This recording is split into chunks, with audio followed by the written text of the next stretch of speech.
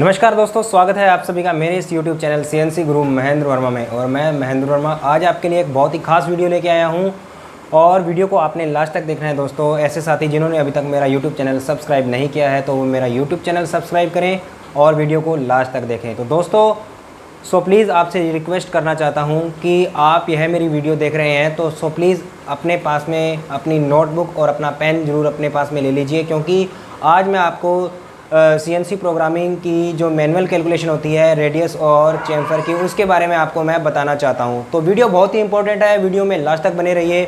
और वीडियो अगर आपको अच्छा लगता है तो अपने फ्रेंड्स को भी इस वीडियो को शेयर कीजिएगा और कमेंट करना ना भूलिए। तो फ्रेंड्स, आइए हम लोग शुरुआत करते हैं आज के इस वीडियो की।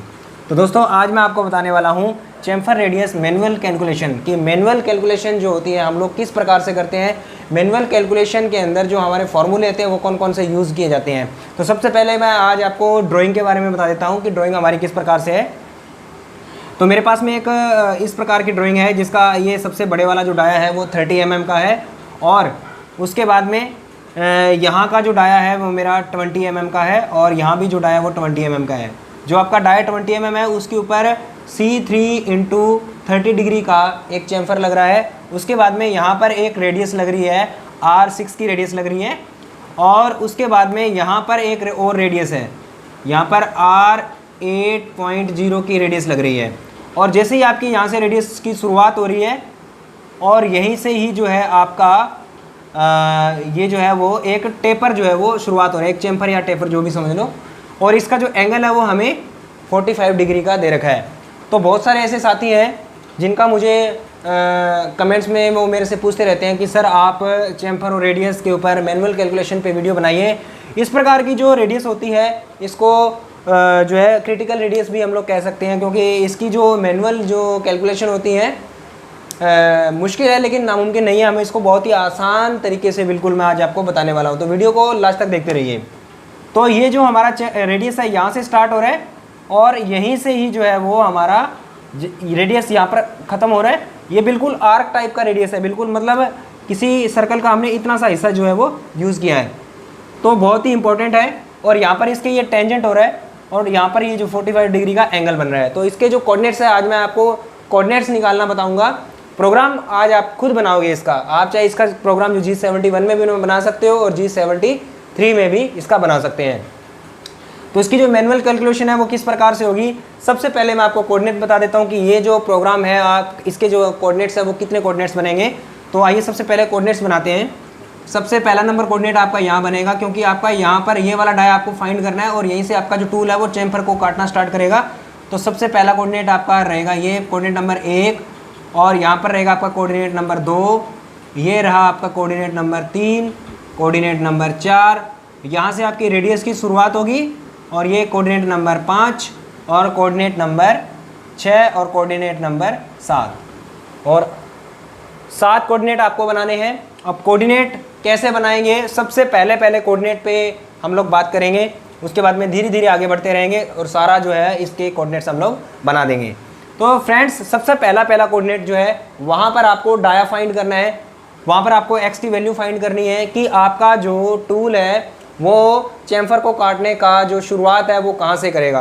तो नंबर 1 जो आपका जो है इसके ऊपर आपको कितने की x की वैल्यू जो है वो आएगी। तो यहाँ पर डाया आपको फाइंड करना है, x की वैल्यू मतलब ये डाया जो है आपको यहाँ पे दे नहीं रखा है। इस प्रकार से अगर कहीं भी आपको चैम्फर लगाना आ जाए तो आप किस प्रकार से चैम्फर लगाएंगे और कौन सा फार्मूला बनाएंगे, बिल्कुल बहुत ही एक आसान फार्मूला है। तो फार्मूला आप नोट कर लीजिए। फार्मूला क्या है, फार्मूला है आपका चैम्फर लेंथ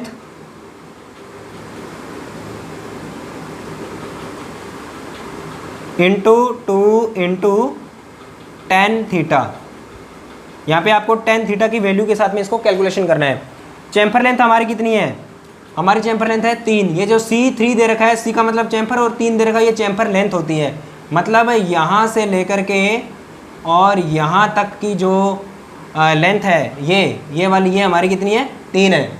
और इसके अंदर हमें क्या करना है, परपेंडिकुलर फाइंड करना है। परपेंडिकुलर हमारे पास में नहीं है, तो एक बहुत ही आसान तरीका है, चाहे किसी भी डिग्री का आपको चैम्फर लगाना हो, ये फॉर्मूला लगा दीजिए और बिल्कुल आसान तरीके से आपको जो है वो x की वैल्यू जो है वो प्राप्त हो जाएगी। स्टार्ट पॉइंट जो चैम्फर का है वो आपको प्राप्त हो जाएगा। तो चैम्फर लेंथ लगानी है आपको इंटू 2 इसलिए लगाया है क्योंकि सेम जो है हमारा चैम्फर इधर भी बन रहा है और उधर भी बन रहा है। तो 3 mm आपका ये है और 3 mm आपका ये रहेगा। तो इंटू 2 इसलिए आपको लगाना है। और tan थीटा की वैल्यू आपको निकालनी है। 30 का मान कितना होता है वो आपको निकालना है। तो साइंटिफिक कैलकुलेटर से आप बिल्कुल सिंपली निकाल सकते हैं। और अब मैं इसकी कैलकुलेशन कर देता हूँ। चैम्फर लेंथ कितनी है हमारी 3 इंटू कितना आएगा 2, ये फार्मूले में 2 है तो 2 आपको लगाना है यहाँ पे इंटू tan थीटा का मान लगाना है आपको। 30 का मान जो होता है वो होता है आपका 0.57। गलती ना हो जाए एक बार मैं दोबारा से चेक कर लेता हूँ। 30 का मान होता है 0.57। तो इसको हम लोग जो है वो इसको कैलकुलेशन करेंगे तो आपको कैलकुलेशन कितनी प्राप्त होगी 3 इंटू 2 इंटू 0.57 इक्वल टू आया आपका 3.42। ये जो वैल्यू आई है 3.42 को आपने क्या करना है, जिस डाया के ऊपर आपका चैम्फर लग रहा है उस डाया में से आपको क्या करना है, इस वैल्यू को माइनस कर देना है। तो आपका डाया 20 के ऊपर जो 3 का चैम्फर लग रहा है तो इस वैल्यू को आपने क्या करना है, डाया 20 में से इसको माइनस कर दो तो आपको प्राप्त हो जाएगा 20 माइनस 3.42 तो इक्वल में आपको मिला है 16.58। तो इसका मतलब है कि हमारा शुरुआत का जो डाया रहेगा जहाँ से चैम्फर की शुरुआत होगी वो रहेगा आपका 16.58। ये आपका 16.58 का जो डाया है वो आपका आगे का रहेगा। तो कोऑर्डिनेट नंबर 1 पर जो x की वैल्यू है वो हमें प्राप्त हो गई है। तो मैं यहाँ पर सीरियल नंबर मैंने लगा रखे हैं और x की वैल्यू कोऑर्डिनेट नंबर 1 पर कितनी आई है 16.58।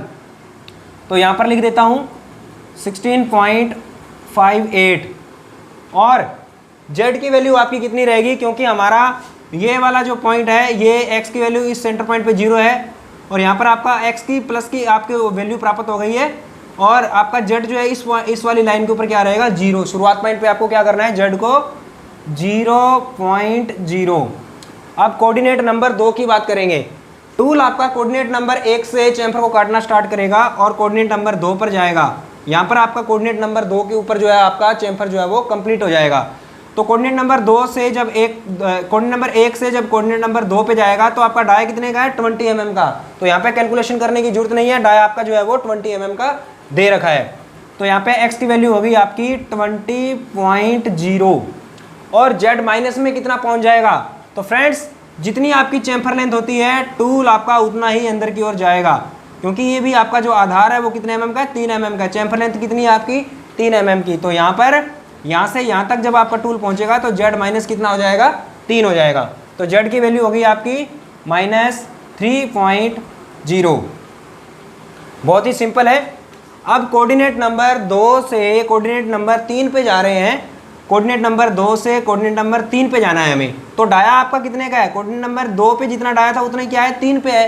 तो 3 नंबर कोऑर्डिनेट पे भी x की वैल्यू जो है वो आपकी कितनी रहेगी 20.0 रहेगी और z माइनस कितना हो जाएगा। देखिए शुरू से लेकर के ये सेंटर पॉइंट है, ये 3 इसी के बीच में आएगा, इसी वैल्यू के अंदर 40 के अंदर आएगा। तो z माइनस आपका यहाँ तक कितना हो जाएगा 3 नंबर कोऑर्डिनेट पे z माइनस हो जाएगा 40। z माइनस हो गया आपका 40.0। अब आपकी आगे क्या लग रही है, एक रेडियस लग रही है। तो ये जो रेडियस है इसका जो केंद्र है वो यहाँ पर है। तो मैं इसकी कैलकुलेशन जो है वो कैसे करूँगा, मैं ये फार्मूला मिटा दूंगा। आपने चैम्फर का फार्मूला है ये नोट कर लिया होगा, इसको मैं यहाँ से हटा रहा हूँ। तो देखिए मेरे पास में क्या है, एक सर्कल है। एक सर्कल सबसे पहले आपको ड्रॉ करना है इस प्रकार से।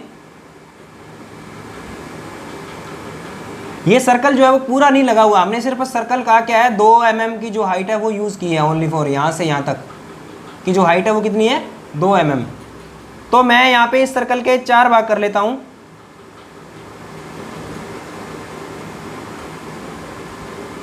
ये 4 भाग हो गए और मैं यहाँ पे ऐसे एक लाइन लगा देता हूँ।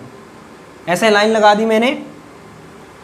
अब क्या है कि मेरे पास में जो सर्कल है इसका मैंने 2 mm तो यहाँ से यूज़ कर रखा है, ये वाला ऊपर वाला 2 mm, और मैं इसको इस वाले पॉइंट को इस वाले पॉइंट से ऐसे मिलाऊंगा तो मेरे पास में एक त्रिभुज आ जाएगा इस प्रकार से।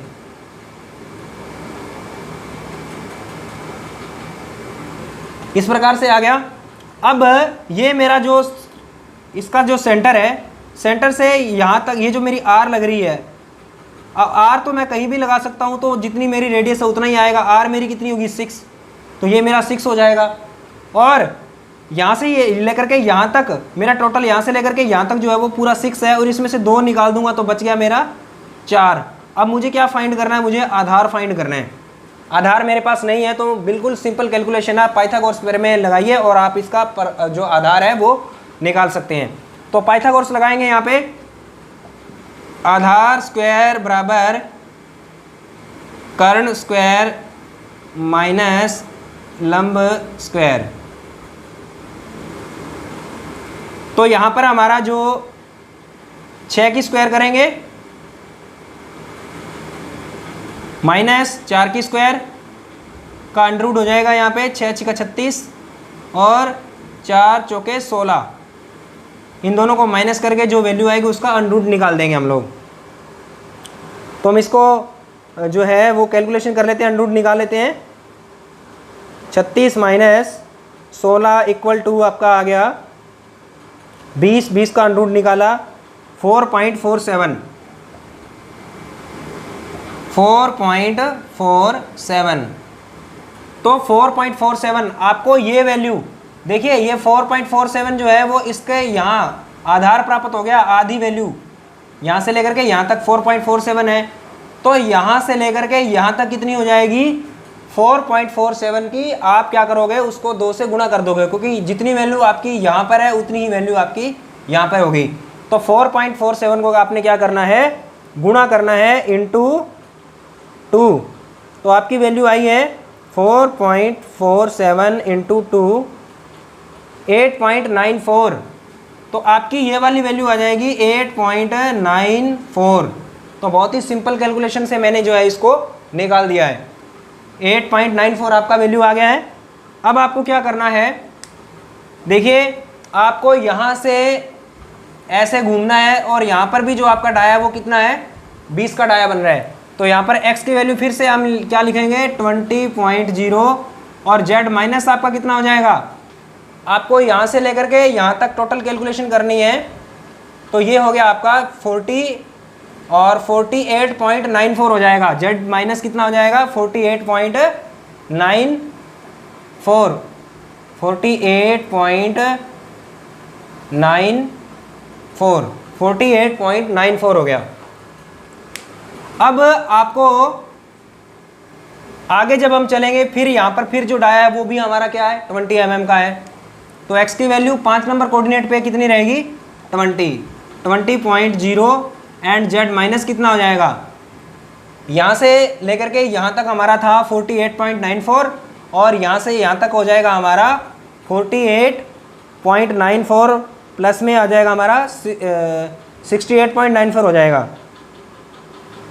कैलकुलेशन में गलती ना हो, 20 प्लस 48.94 इक्वल टू 68.94 हो जाएगा, 68.94। अब यहाँ पर एक रेडियस लग रही है R8 की रेडियस लग रही है। मुझे 5 नंबर कोऑर्डिनेट से चलना है, 6 नंबर कोऑर्डिनेट पे जाना है, बट 6 नंबर कोऑर्डिनेट पे मेरे पास में जो है x की वैल्यू नहीं है। तो किस प्रकार से मैं जो है इसकी वैल्यू को फाइंड करूंगा, ये आपको बहुत ही ध्यान से देखना है। और जो भी फॉर्मूले आपको इस कैलकुलेशन के अंदर मैं आपको बताऊंगा वो फॉर्मूला आपको जो है अपनी नोटबुक के अंदर नोट करना है। तो सबसे पहले हम इसकी कंडीशन को समझेंगे कि यहाँ पर कंडीशन क्या है। तो देखिए कंडीशन ये है कि ऐसे एक चैम्फर आ रहा है और यहीं से जो है एक रेडियस लग रही है, या फिर एक सर्कल लगा लिया मैंने, यहाँ पे एक सर्कल लगाया, सर्कल के यहाँ से एक एंगल लग रहा है और एंगल के यहीं से जो है वो एंगल टेंजेंट है यहाँ पे, और यहीं से जो है वो एक रेडियस लग गई। इस इतने पार्ट को मैं इसको क्या कर देता हूँ, मिटा देता हूँ। तो ये वाला जो है वो हमें सिस्टम मिल रहा है। यहाँ पर जो एंगल जो है वो मेरे पास में कितना है 45 डिग्री का। अगर तो मैं सबसे पहले क्या करूँगा, कि यहाँ पर जो ये 45 डिग्री वाली लाइन है नीचे बेस वाली, यहाँ पर ऐसे एक लाइन लगाऊंगा। जितनी डिग्री का एंगल इधर लग रहा है सेम उतनी डिग्री का एंगल जो है वो इधर भी लगेगा।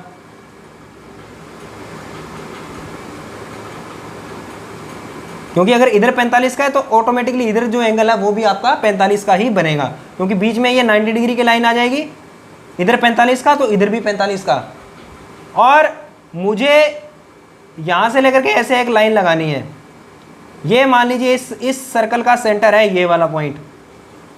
अब आपके पास में एंगल क्या है, कितने का है, 45 डिग्री का। इधर भी 45 डिग्री का आपको एंगल मिल गया। तो आपके पास में एक त्रिभुज बन जाता है इस प्रकार से।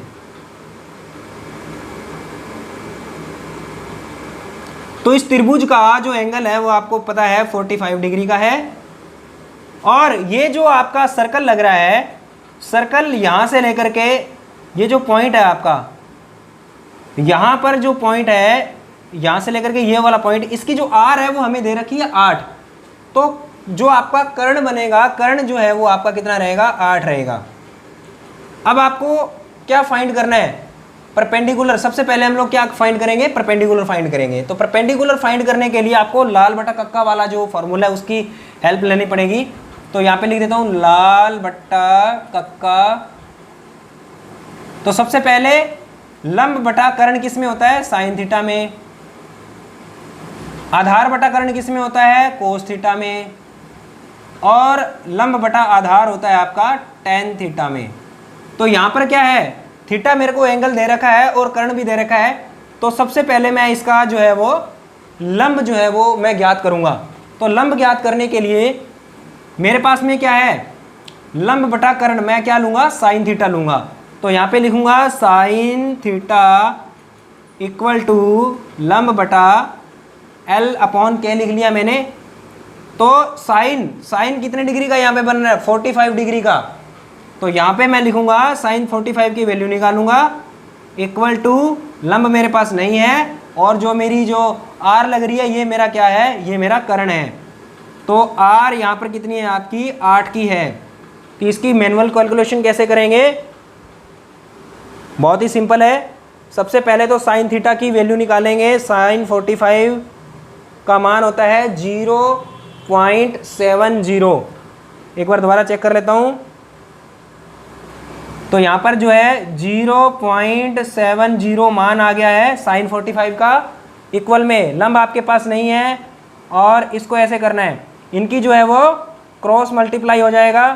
तो L इक्वल टू आपका हो जाएगा 0.70 इंटू 8। इन दोनों को गुणा कर देंगे आपस में। 0.70 इंटू 8 इक्वल में आपका आ गया 5.6 आ गया है। ये वैल्यू जो है आपकी किसकी वैल्यू आ गई, ये आपकी वैल्यू आ गई है इस त्रिभुज की 5.6। अब अगर आपको, अब मेरे पास में ये आधार भी नहीं है ना, ये वाली वैल्यू, जो ये वाली वैल्यू मुझे निकालनी है यहाँ से लेकर के यहाँ तक, ये जो आधार निकालना है, मेरे पास में आधार भी नहीं है। तो मैं इस वैल्यू के जरिए जो है आधार को फाइंड कर सकता हूँ। तो आधार फाइंड करने के लिए मेरे को क्या चाहिए, सेम वही पाइथागोरस प्रमेय लगेगी। यहाँ पे इस वाली कैलकुलेशन को मैं मिटा देता हूँ। यहाँ पर क्या लगेगी, पाइथागोरस लगेगी। अब पाइथागोरस कैसे लगाएंगे, मैं लंब के आधार स्क्वायर इक्वल टू कर्ण स्क्वायर माइनस लंब स्क्वायर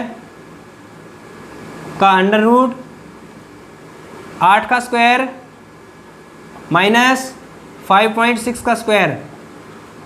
8 का स्क्वायर 64 माइनस 5.6 का कर लेते हैं। 5.6 का स्क्वायर हो गया आपका 31.36। तो 64 में से माइनस करेंगे, 64 माइनस 31.36 इक्वल में आया आपका 32.64। इनका सबका अंडर रूट रहेगा 32.64। तो 32.64 का हम लोग क्या करेंगे, अंडर रूट करेंगे। जब अंडर रूट करेंगे 32.64 का तो वैल्यू आएगी आपके पास में 5.71। तो फ्रेंड्स हमारे पास में जो ये वैल्यू है ये भी मेरे को मिल गई है 5.71। तो सेम ये वैल्यू मैंने जो है वो फाइंड कर ली है, कितनी आ गई है 5.71। तो आधार आपको मिल गया है। अब आपको जो है वो ये वाला डाया जो है वो भी ये पता करना है ना आपको, क्योंकि आपकी रेडियस की जो शुरुआत है वो इस पॉइंट से है। यहाँ पर जब रुकेगा, जब एंगल शुरुआत होगा तो x की वैल्यू कितनी होगी वो आपको फाइंड कैसे करेंगे। तो सबसे पहले देखिए कि मैंने एक सर्कल लगाया था इस प्रकार से, ये हमारा एक सर्कल है, ऐसे ये सर्कल लगाया था। दोबारा बता देता हूँ,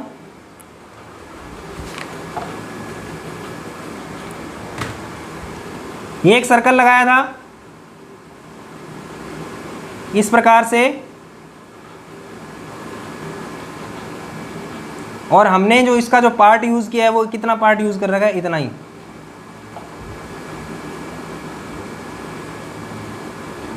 ये मेरा यहां पर ये एंगल लगा है, तो मैं इस इतने पॉइंट को क्या कर देता हूं, हटा देता हूं यहां से, आपको जल्दी समझ में आ जाएगा। ये जो इस सर्कल का सेंटर था, सेंटर से यहां तक जो दूरी मेरे को मिली है वो कितनी है 5.6, और ये यहाँ पर जो इसका कर्ण कितना है 8, और इसका जो आधार मेरे को मिला है वो है 5.71, मतलब ये वाली जो वैल्यू आधार वाली। तो अब इसका जहाँ से ये डाया आपका, मतलब ये वाला डाया, या यहाँ से आधार के बाद में ये वाला डाया जो है वो कितना होगा, तो ये वाला डाया हमारा कितने का है 20 का है। टोटल हमारा जो आर है कितने का लग रहा है 8 का लग रहा है, तो इस लाइन को मैं इतना लंबा बढ़ा दूंगा। बी टोटल जो आपकी यहाँ से लेकर के सेंटर से लेकर के यहाँ पर आर कितनी है, आर है आपकी 8। तो 8 के अंदर से मैं क्या करूँगा 5.6 को क्या करूँगा माइनस कर दूंगा, तो 8 माइनस 5.6, तो 8 माइनस 5.6 करूँगा तो वैल्यू आपकी कितनी निकल के आ जाएगी 8 माइनस 5.6 इक्वल में आया आपका 2.4। ये वैल्यू है आपकी 2.4। इसका मतलब क्या हुआ कि ये वैल्यू, इसकी जो हाइट निकल के आई है यहाँ से लेकर के यहाँ तक, ये कितनी है आपकी 2.4। अगर इधर से 2.4 है तो सेम इधर से भी क्या होगा 2.4 ही होगा, ये भी कितना होगा 2.4। सेम कंडीशन समझ गए होंगे आप लोग। तो 2.4 होगा, तो 2.4 प्लस 2.4 कितना हो जाएगा 2.4 इंटू 2 इक्वल में आया आपका 2.4 इंटू 2 4.8। तो ये जो हमारी वैल्यू आएगी 4.8, इसको आपने क्या करना है, जो जिस डाया के ऊपर आपकी रेडियस लग रही है उस डाया के अंदर आपको क्या करना है ऐड कर देना है। तो 20 के अंदर 4.8 अगर हम ऐड कर देंगे तो मेरे पास में ये डाया भी मुझे प्राप्त हो जाएगा। तो ये डाया मेरे को मिल रहा है 20.8 प्लस 4.8, तो आ गया ये डाया हमारा 24.8। बहुत ही सिंपल तरीके से मैंने इसको जो है वो समझा दिया है। तो फ्रेंड्स 24.8 आ गया है। तो अब मेरे को क्या करना है, कोऑर्डिनेट नंबर 5 से 6 पे जब हम जाएंगे तो x की वैल्यू मैंने यहाँ पे निकाल ली है 24.8। तो x की वैल्यू होगी 24.8 और z माइनस आपका कितना हो जाएगा, z माइनस देखिए यहाँ से लेकर के यहाँ से शुरुआत हुई, यहाँ तक आपका था 68.94 और 5.71 हमने निकाल लिया। तो ये इसके अंदर ऐड कर देंगे, तो इसका हो जाएगा आपका 68.94 प्लस आपका हो जाएगा 5.71 इक्वल में आ जाएगा आपका 74.65। 74.65 मतलब यहाँ से लेकर के यहाँ तक की वैल्यू, यहाँ से लेकर के यहाँ तक की वैल्यू जो है वो कितनी हो गई 74.65। अब कोऑर्डिनेट नंबर 6 से 7 पे जाना है। तो डाया आपका कितने का है 30 का, तो x की वैल्यू कितनी हो गई 30.0। z माइनस कितना हो जाएगा, z माइनस तो यहाँ पर वैल्यू मेरे को दे ही नहीं रखी, अब मैं वैल्यू कैसे फाइंड करूँगा? वैल्यू फाइंड करने के लिए मेरे को क्या करना है? सिंपली बिल्कुल तरीका यहाँ पर जो है वो फिर लंब बटा जो लाल बटा कक्का आपको समझाऊंगा दोबारा से। यहाँ पर मेरे को सबसे पहले पता लगाना है कि फाइंड क्या करना है। देखिए मेरे पास में क्या है, ये डाया मेरा कितने का है 44.8 और ये बड़े वाला डाया कितने का है 30 का 24.8 का डाया है और 30 का डाया है। तो अब मैं क्या करूँगा कि ये जो 24 का डाया है यहाँ तक है, तो इसका परपेंडिकुलर मेरे को आसान तरीके से निकल आएगा। वो कैसे? 30 में से माइनस करेंगे 24.8 को क्या करेंगे 30 में से माइनस करेंगे 30 माइनस 24.8 इक्वल टू आपका आया 5.2 टोटल आया है कि इन दोनों डाया के बीच के अंदर गैप कितना है 5.2। तो 5.2 को 2 से क्या करेंगे भाग करेंगे, 2 से भाग करेंगे तो इक्वल में वैल्यू निकल के आएगी आपकी 2.6। तो आपका 2.6 ऊपर से हो जाएगा और सेम 2.6 जो है वो नीचे से हो जाएगा।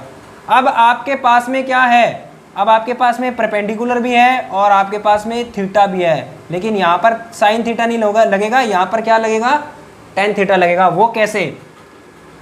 आपके पास में क्या है, देखिए लंब बटाकरण होता है साइन थीटा, आधार बटाकरण होता है कोस थीटा और लंब बटा आधार क्या होता है, ये होता है हमारा टेन थीटा। तो टेन थीटा लंब कितना है हमारे पास में 2.6, आधार कितना है, हमें आधार फाइंड करना है और एंगल कितने का दे रखा है 45 डिग्री का। तो यहाँ पे ये फॉर्मूला लगेगा tan theta equal to L upon B का मतलब बेस हो गया, पी का मतलब हो गया परपेंडिकुलर डिवाइडेड बाय बेस। तो बेस हमें निकालना है जिसको हम आधार कहते हैं और परपेंडिकुलर हमारे पास में है 2.6 का। तो साइन 45 का मान निकालेंगे, tan 45 का मान निकालेंगे। तो tan 45 का मान कितना होता है 1 इक्वल टू पी, परपेंडिकुलर कितना है 2.6 डिवाइडेड बाय बी। तो आपका बी बाहर लेंगे तो इधर निकल के आ जाएगा आपका बी इक्वल टू, ये इसके नीचे आ जाएगा 2.6 डिवाइडेड बाय 1 इक्वल में कितना आएगा